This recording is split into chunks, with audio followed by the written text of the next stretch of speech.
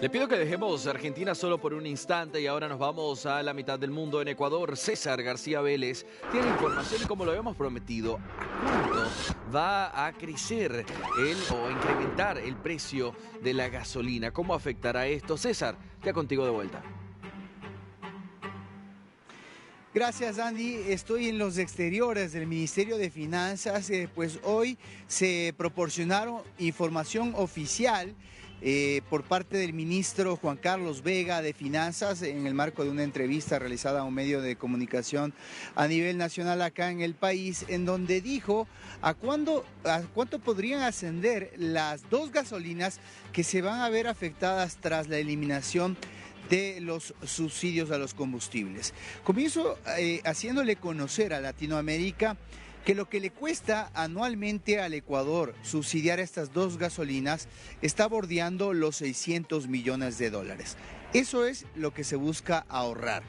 No es mucho, de acuerdo a lo que pondera el déficit fiscal que tiene el país, porque el diésel es el que más gasto le implica al Ecuador. Son alrededor de 1.500 millones de dólares los que se destinan para ese subsidio, pero ya vendría a ser la apertura para la discusión de esta circunstancia que en el Ecuador no había sido abordada con anterioridad y ningún gobierno, como lo habíamos descrito, había podido avanzar.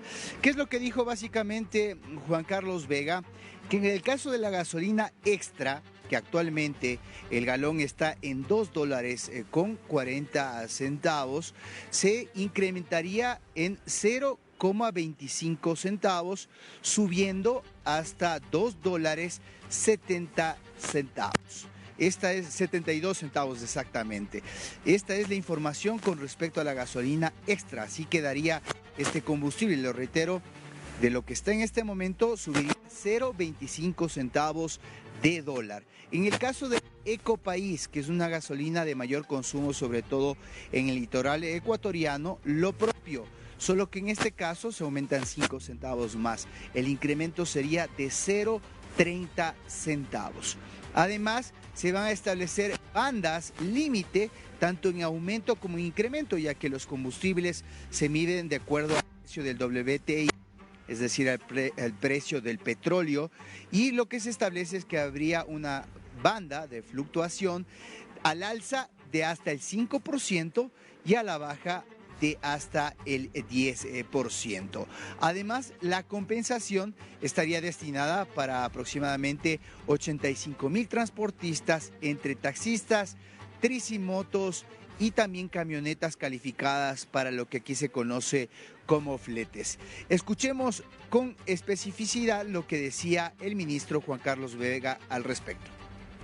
Este sería el costo aproximado.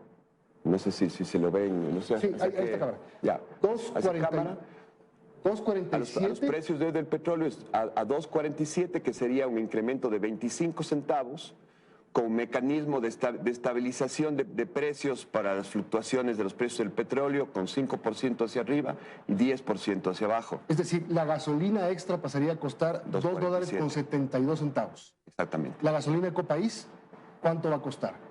Un poquito más, 2.70. Un poquito más, exactamente. Ya, es decir, estos 25 centavos, el gobierno les va a pagar como compensación a los 84,000 transportistas. Por el galón en base a los kilómetros recorridos en cada tipo de transporte. Y escuchamos entonces al señor Juan Carlos Vega, el ministro de Finanzas. César, me quiero quedar, si te parece, con la última parte, el tema compensaciones. ¿Cuánto es que se va a pagar por galón? Y empezamos de una vez con la interrogante, si va a ser esto suficiente. Sí, básicamente lo que correspondería es estos 0,25 centavos por galón. Habrá que compensarlos de acuerdo al recorrido que haga, por ejemplo, un taxista. Ayer lo conversábamos en vivo contigo, ellos trabajan aproximadamente 12 horas. ¿Cuánto se gasta en galones durante esas 12 horas? Y esa sería la compensación, el cálculo que se haría para poder depositarle, porque en la inscripción se les está solicitando que inscriban una cuenta bancaria. Entonces, con una transferencia directa se les pondría mensualmente esta compensación. Ahora, en el caso de los transportistas, de la maquinaria pesada, sobre todo para el sector agrícola, aún no se conoce ni tampoco sabemos si se va a aceptar esta compensación. Ahora que ya hay números y se ha establecido con claridad cómo va a funcionar, pues veremos si es que se termina aceptando por parte de las distintas agremiaciones de transporte. Lo cierto es que ya tenemos esta cifra. Hay una variante, por ejemplo, si un carro se llena con 15 galones y antes llenaba con $40 aproximadamente, ahora tendría que pagar $45, es decir, $5 más, por poner un ejemplo en un carro SUV. Pero lo importante es ya conocer cuáles son los montos y ver si es que esto termina compensando efectivamente y no termina afectando al ingreso de quienes sobre todo viven del tema del transporte. La CONAIE también seguramente se va a referir con estos montos a ver si acepta esta situación, o de lo contrario podemos tener un escenario nuevamente de estallido social, que es lo que ha matizado el Ecuador durante los últimos años. Los detalles se los estaremos comentando con el transcurrir y la evolución de esta noticia muy importante que se está dando ahora mismo acá en el país.